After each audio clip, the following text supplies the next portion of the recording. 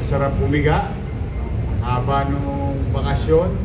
But I am today still grateful to God. Salamat sa Diyos na itawid natin ang 2025. Sa atin, sa buhay natin, marami tayo naging pagsubok personal sa 2025. No? Malamang yung iba naman sa inyo, paste,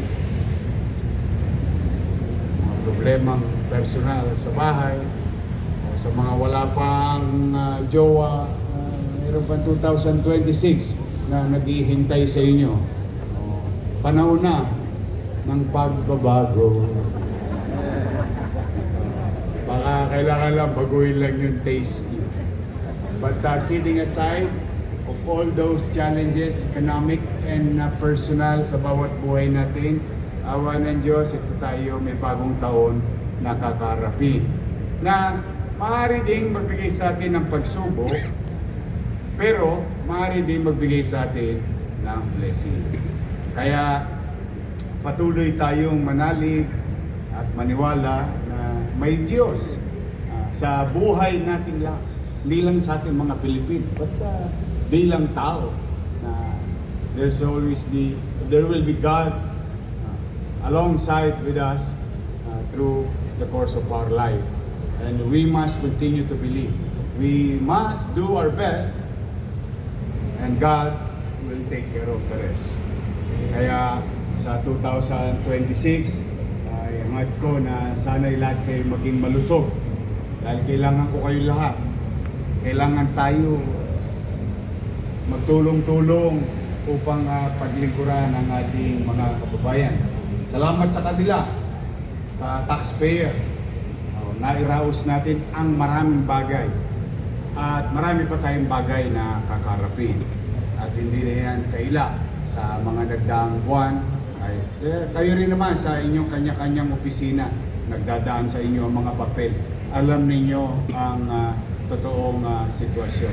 But I am hopeful that 2026 will bring prosperity to the people of Manila and to our city government.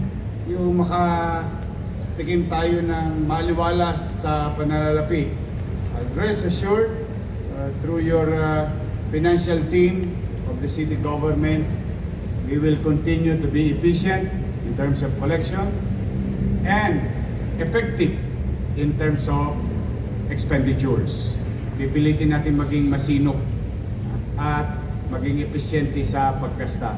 At pumanatag kayo hanggat kaya natin kung ano ang marapat para sa inyo, at may mga obligasyon pa ang syudad na para sa inyo, ay kayo ay top priority naman sa ating lungsod ng Maynila.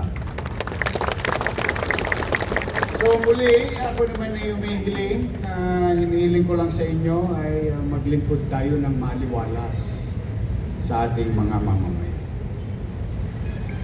Without them, there is no us. Our existence is through our people. Kaya marapat lamang na kung tayo ay nabubuhay dala ng pagtitiwala ng tao sa pagbibayad nila ng kanilang obligasyon, siguro hindi naman masama o bagay lamang na maglingkod tayo ng tapat, maayos, at huwag niyong ipagdadamot ang mapuputi ninyong ngipin. Lagi tayo ngingiti sa ating mga pinaglilingkurang mamamayan. The least thing that we can do for them, maliwalas na pakikitungo, may paggalang sa kapwa, hindi lamang sa co-workers, but also those people who will come in and out of our office.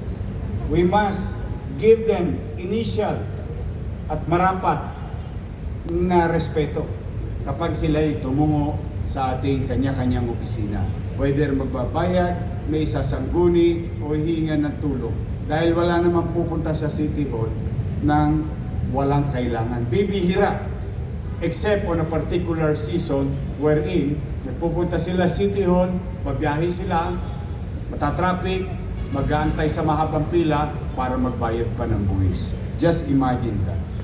But kaya ako'y nakikisuyo, maglingkod tayo ng may kababaang loob, may pagmamalasakit sa kapwa, at may paggalang sa kapwa at bawat isa. So muli, good luck. Thank you very much sa inyong lahat sa nagdaang 6 na buwan ng administrasyong ito. Naitawid natin ang City Hall at mamamayan ng lungsod ng Maynila.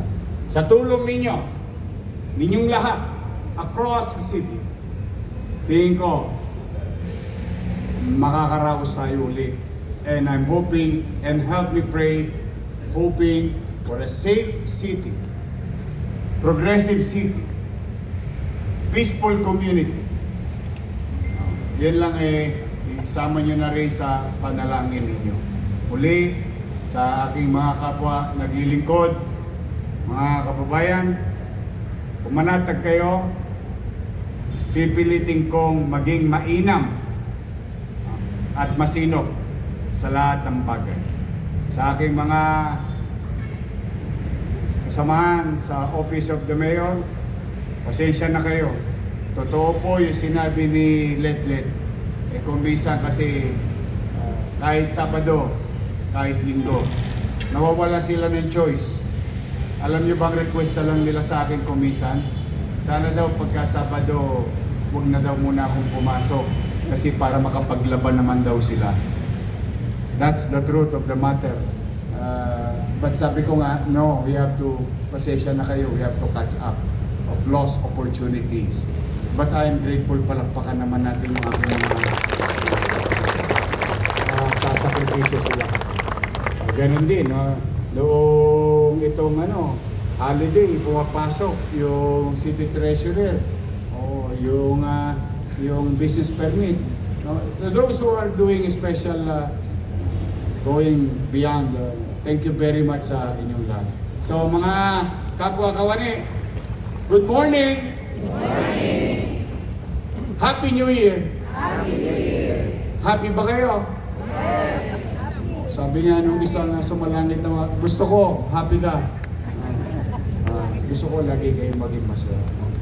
Kasi, steady lang kayo dyan sa Gedli. Magbubuti ako. Magandang umaga sa inyo at pagpalain nawa kayo ng buong may kapal. Manila! God first. Thank you. Maraming salamat po ang minamahal namin Alcalde Francisco Isko Moreno Dumagoso. At sa bawat isa po na naging bahagi ng ating flag raising ceremony ngayong araw, maraming salamat po sa bawat isa at naway sa pagbibigay ng serbisyo publiko sa mga batang Maynila, ang bawat isa ay gabayan, protektahan at samahan ng poong may kapal ngayong 2026 at sa lahat ng